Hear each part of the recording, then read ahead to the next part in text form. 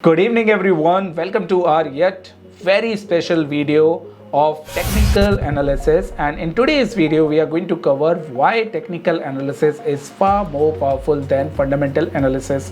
To prove this, I have taken a stock from my portfolio where I'm going to analyze it, and I will let you know how and why you have to do a good research work to get the better results.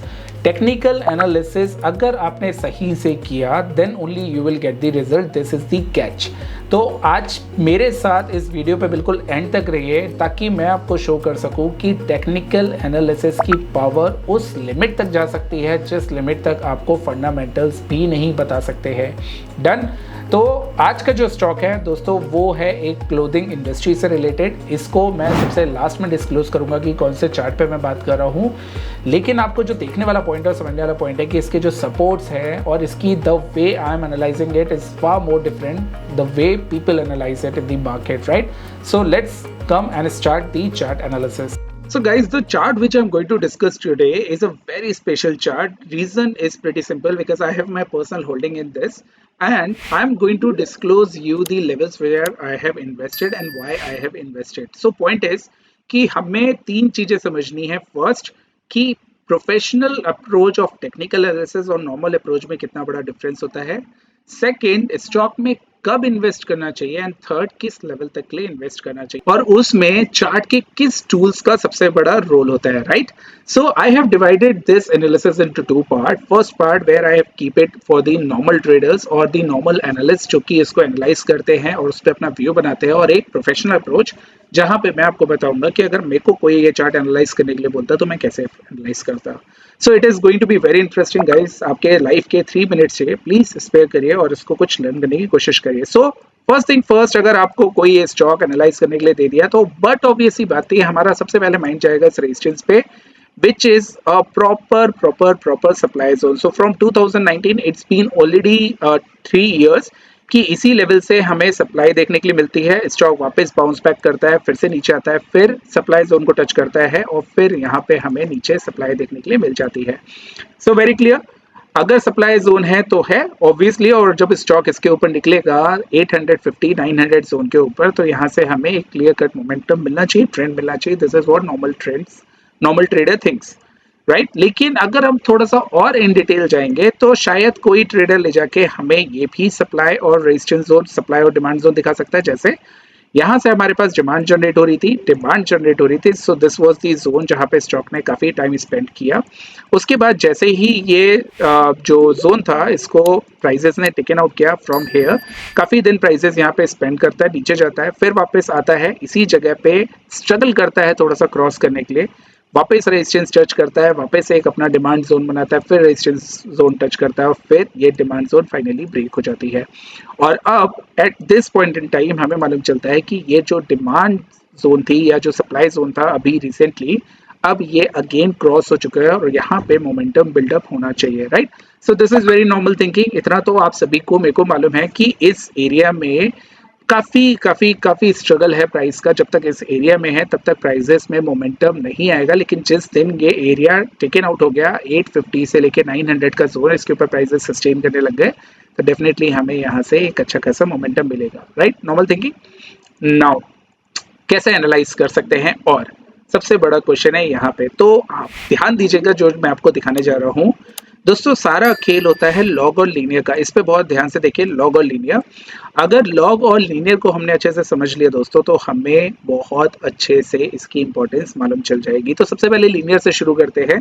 और linear chart पे अगर मैं आपसे एक question पूछूं कि friends ये जो लो लगा था ना, ये क्यों लो लगा था, what was the reason behind that, तो सब लोग क्या कहेंगे कि सर ये हो सकता है कि यहाँ पे कोई पुराना सपोर्ट आ रहा है. तो ऑब्वियसली यहाँ पे कोई भी ऐसा खास सपोर्ट नहीं था. This was the area but it is okay. Right. अगर हम इस जोन को लगाए तो ये जोन खराब नहीं था. This was also a demand and supply zone जहाँ से इसने बाउंस बैक किया. लेकिन this is only the one reason.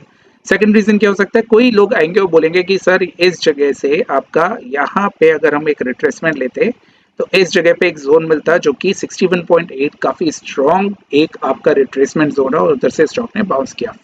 बिल्कुल सही बात है, राइट। लेकिन हमारे पास इसकी कंफर्मेशन कैसे आती है दोस्तों? तो कंफर्मेशन के लिए हम क्या करते हैं हमेशा, तो हम क्या करेंगे दोस्तों, यहाँ पे चैनल का ऑप्शन ऑप्ट करेंगे। इस जगह से आपने देखा होगा ये दो सपोर्ट थे and then later on it converted into a resistance. तो ये हमारे लिए नई लर्निंग हो गई कि जो रेजिस्टेंस होते हैं वो सीधे सीधे भी नहीं हो सकते, वो थोड़े से स्लैंटिंग वे में भी हो सकते हैं। और फिर जब इसको हम डाउन साइड लेके जाएंगे तो क्लियर कट अब हमें एक और परफेक्ट आंसर मिला दोस्तों कि ये जो है, ये जो एरिया है पूरा, earlier it was a support area, demand area which we can say demand area, फिर यही एरिया आपका क्या कन्वर्ट हुआ, आपके सप्लाई जोन में कन्वर्ट हुआ और लेटर ऑन जब नीचे गया तो इसी एरिया को इसने हर बार रिस्पेक्ट किया।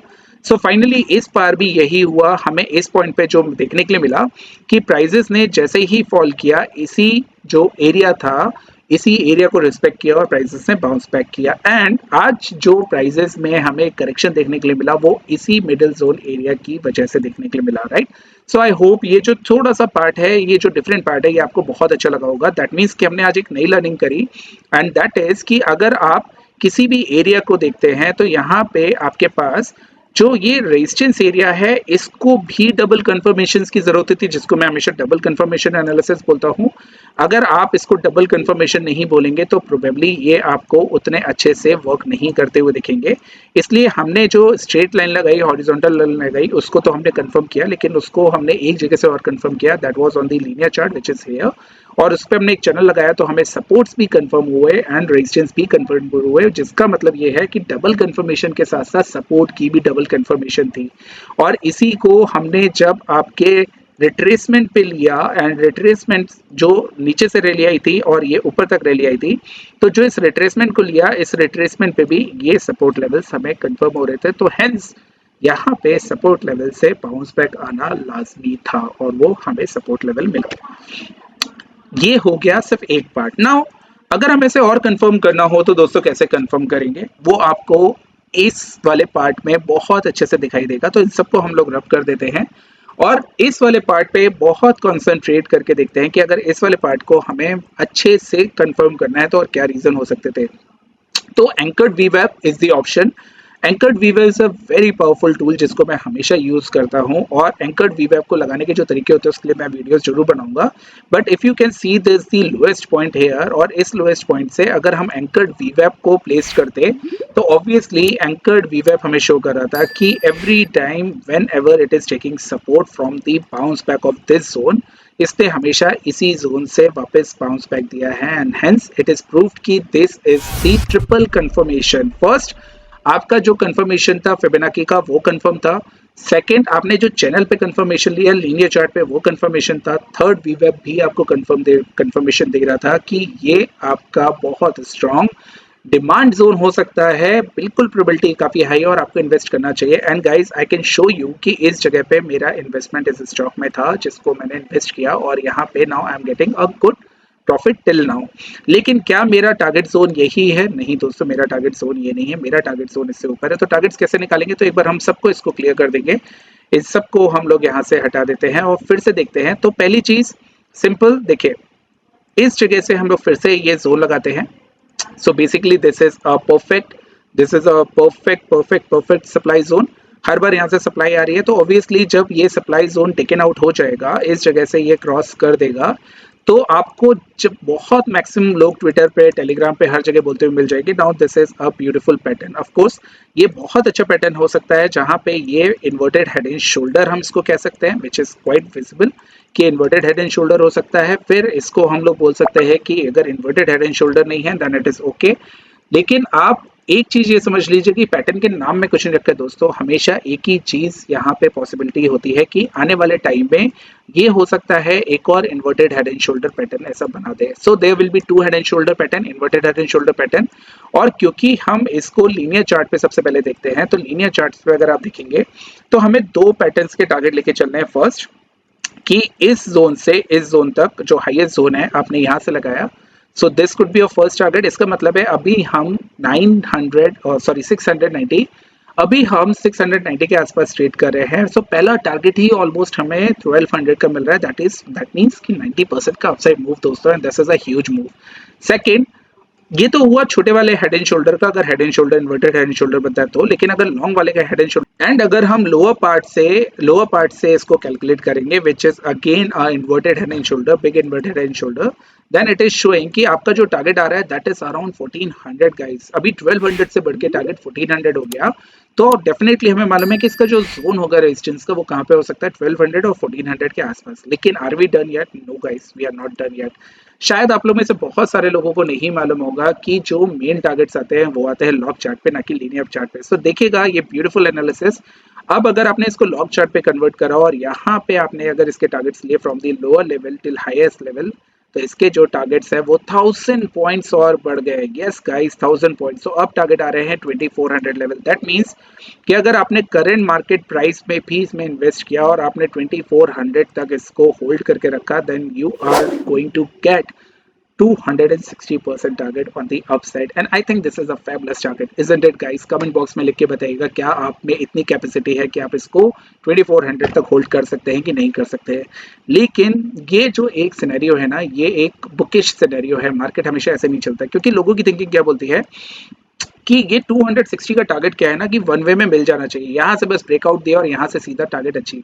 लेकिन मार्केट अगर ऐसा करता होता तो मार्केट में सब लोग पैसा कमा लेते हैं। मार्केट करता क्या है, मार्केट आपको ऊपर जाएगा, इस वाले जो इन्वर्टेड हेड शोल्डर इसका टारगेट कहीं कंप्लीट करेगा 1400 के आसपास, तो हो सकता है वापस से रिट्रेस करे, वापस ये 800 900 जोन पे आए, या हो सकता है उससे नीचे भी आ सकता है, but it should not cross this lower level, right.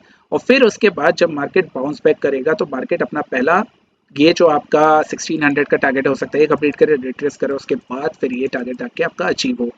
तो मार्केट की जो जर्नी होती है, it is not one way journey कि बस आपने गए, इन्वेस्ट करा, मार्केट ने टारगेट कंप्लीट करा एंड डन। लेकिन मार्केट में अगर आप रियलिस्टिक व्यू देखेंगे तो market is always about higher highs and higher lows if it has to touch the higher target. और मार्केट में जो zigzag करेक्शन आता है गाइज, ये एलियट वेव का बहुत इंपॉर्टेंट पार्ट है which we cover in our learning sessions. तो if you are interested in doing analysis like this, जहाँ पे अभी तो मैंने सिर्फ आपको 3-4 पॉइंट्स बताए हैं जस्ट टू मेक श्योर कि आपके लिए कॉम्प्लिकेटेड ना हो। लेकिन अगर आप चाहते हैं आप इसी टाइप के एनालिसिस को कवर कर सके, एनालाइज कर सके और चार्ट्स पे बिल्कुल 100% कन्विक्शन के साथ इन्वेस्ट कर सके, so what are you waiting for guys. हमारा बैच शुरू हो रहा है 11th सितंबर से, जिसको आप ज्वाइन कर सकते हैं, टेक्निकल वेलोसिटी प्रोग्राम, जहाँ पे हम लोग ओवरऑल होलिस्टिक व्यू लेते हैं, पूरा एक इंटेंस रिसर्च का जो अप्रोच है वो रखते हैं और आपको बताते हैं कि एक स्टॉक को आप n नंबर ऑफ वेज से एनालाइज कर सकते हैं, not just single trend line. So I hope you will like this video. If so, then please do not forget to like and subscribe this channel and the video. So thank you guys for watching this video. See you next time with another very powerful video and analysis. Till then, take care. Goodbye.